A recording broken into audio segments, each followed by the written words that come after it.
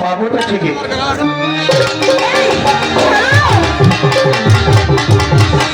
দেখেছো তাকে ধরতে গিয়ে আমি কাকে ধরে ফেলেছি।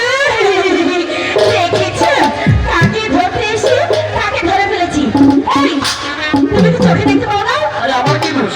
ওই শালা মদন আছে না, ও আমার চোখ বেঁধে দিয়ে বলেছে তাকে ধরার জন্য, তাই তো মদনকে ধরতে গিয়ে আমি তোমাকে ধরে ফেলেছি। আরে কি সুন্দর। আর তাছাড়া ধরতে গিয়ে মদন যেমন অপরাধ